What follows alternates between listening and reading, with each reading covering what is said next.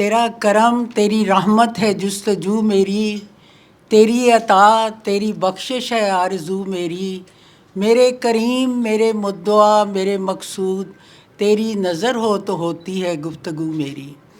ابھی یہ سارے مذاہب کے یہاں بیٹھے ہوئے ہیں، میں بخاری کو اس کا کریڈٹ جاتا ہے کہ انہوں نے سب کو بلایا۔ میں امریکہ میں تھی، میرا ایک لیکچر تھا جس میں ہندو بھی تھے، جس میں یہ سارے کرسچن بھی تھے، سکھ بھی تھے، کمیونٹی اس طرح کی ہے کہ وہاں مل کے بیٹھتے ہیں۔ تو میرا لیکچر اسی پہ تھا، محبت پہ۔ تو سب ان خواتین نے جو کرسچن بھی تھیں جو ہندو بھی تھیں، انہوں نے مجھے گلے لگایا، کہتے ہمارا مذہب بھی تو یہی کہتا ہے نا۔ مذہب میں معاملات میں یہ ساری چیزوں کا بہت فرق ہے۔ تو ہمارے مشہور شاعر جو ہیں حضرت علامہ اقبال، انہوں نے فرمایا تھا، خروش آموز بلبل ہو گرا غنچے کی وا کر دے، کہ تو اس گلستاں کے واسطے باد بہاری ہو۔ تو اس کا مطلب یہ ہے کہ مسلمان تیرا وجود جو ہے اس دنیا میں باعث برکت و رحمت ہے، تیرے پاس اسلام کی شکل میں وہ پیغام محبت اخوت موجود ہے جس سے تو دنیا کا امر کا گہوارہ بن سکتی ہے۔ لہٰذا تجھے چاہیے کہ اس امن کے پیغام کو پوری دنیا میں عام کرتا اور اہل دنیا کو سکون و اطمینان حاصل ہو۔ جس طرح بہار کا موسم، بہار کی ہواؤں سے پورا گلستان مہک اٹھتا ہے، غنچہ کھل اٹھتے ہیں، اے مسلمان تو بھی اپنے نظریہ حیات کی عملی صورت اختیار کر اور اپنے ایمان اور عمل سے دنیا میں امن و سکون برپا کرنے کی صورت پیدا کر دے۔ تو وقت کم ہے، اب دیکھیں ہمارے ایک عظیم شاعر نے بھی یہ کہا ہے کہ کیا ہماری ہے چیز۔ تو یہاں بڑی بات ہو چکی ہے کہ اسلام جو ہے وہ بات کرنے کو تو ایک ایسا مذہب ہے، ایک ایسا دین ہے کہ اس کے علاوہ کوئی دین ایسا نہیں۔ اسلام کا لغوی معنی ہی یہی ہے، امن اور سلامتی۔ تو یہ بات ساری یہ ہے، رویوں کی ہے۔ عقائد جو ہیں وہ مختلف نہیں ہو سکتے، وہ شیعہ ہے، وہ سنی ہے، وہ وہابی ہے، یہ ساری چیزیں مختلف، لیکن ہمارا جو معاملات ہیں، جیسے میرے بھائیوں نے کہا، معاملات اگر صحیح ہو جائیں تو میں کہتی ہوں ہمارا معاشرہ بھی سدھر سکتا ہے۔ اور میں دو ایک تجاویز کہ آج کا مسلمان اگر اپنے مذہب کی صحیح قدر و قیمت اور سے واقف ہوتا تو اپنی شریعت کو، اپنے اصول کو، اپنے قانون کو، اپنی تہذیب کو، اپنی تمدن کو جان سے زیادہ عزیز سمجھتا تو اخلاقی تنزل کا شکار نہ ہوتا۔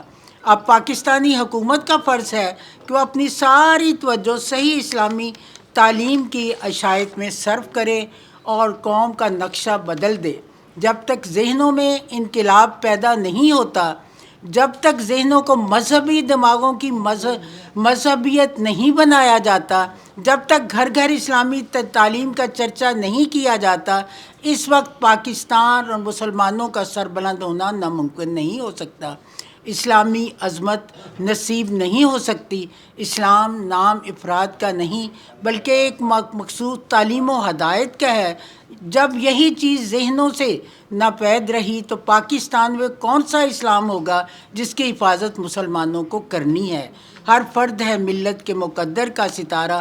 مسلمانوں کی اخلاقی زندگی تباہ کن حالت تک گر چکی ہے، ان کی معاشرت سے انسانی خصائص ختم ہو چکے ہیں، کوئی ایسا عیب نہیں جو ان کی فطرت ثانیہ نہ بن چکا ہو، کوئی ایسی برائی نہیں جس میں مبتلا نہ ہوئے ہو، ایسی اخلاقی خرابی جو ان کی بنیادوں کو کمزور کر رہی ہو۔ اس وقت اشد ضرورت ہے کہ علماء دین، رہنمائے وقت اور حکومت مسلمانوں کو فوری توجہ دیں اور معاشرے کا جو چیز ہے ایک امن اور سکون، اس پہ لیکچر بھی ہوں پریکٹیکلی گھروں کے اندر۔ کہتے ہیں پہلا مدرسہ ماں کی گود ہے۔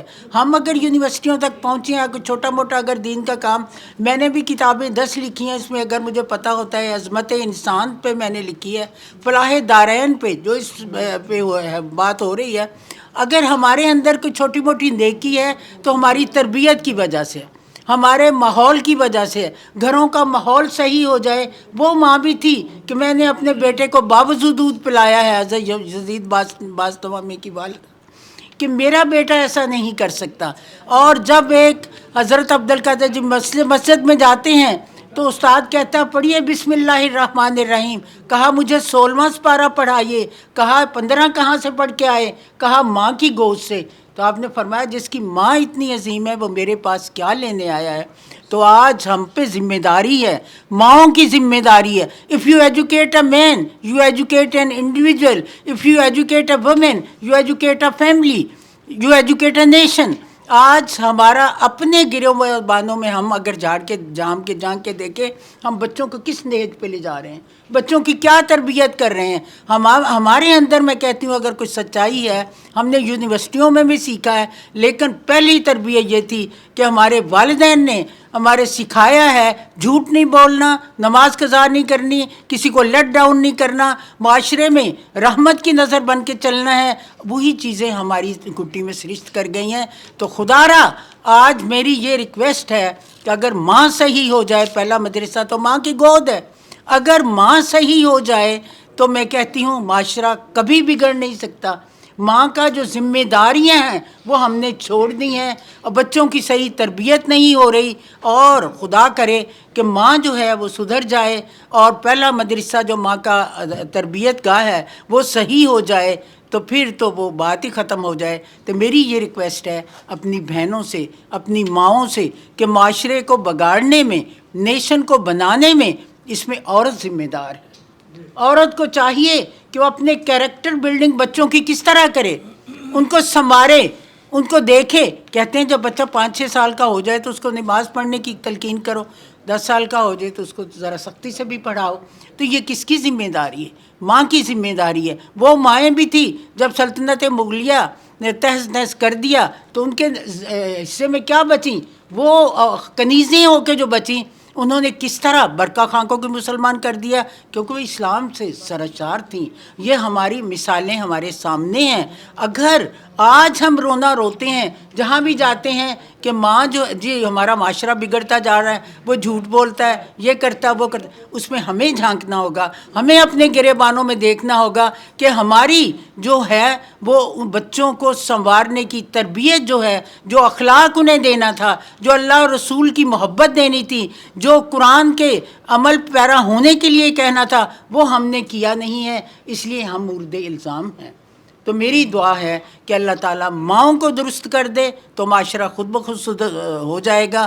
باہر نکل کے دیکھو، جھوٹ ہے، فریب ہے، چور بازاری ہے، یہ کیا ہے؟ کیوں بیوی نہیں پوچھتی کہاں سے کما کے لائے ہو؟ کیوں ماں نہیں پوچھتی کہ تم نے کہاں سے کمایا ہے؟ تو یہ ساری چیزیں جو ہیں، عورتوں کو میرا خیال ذمہ داری اس وقت بہت زیادہ ہے، ساتھ علماء دین کی بھی ہے۔ تو اللہ تعالیٰ ہمیں عمل سے زندگی بنتی ہے، جنت بھی جہنم بھی، یہ خاکی اپنی فطرت میں نہ نوری ہے نہ ناری ہے، وما علینا الا البلاغ۔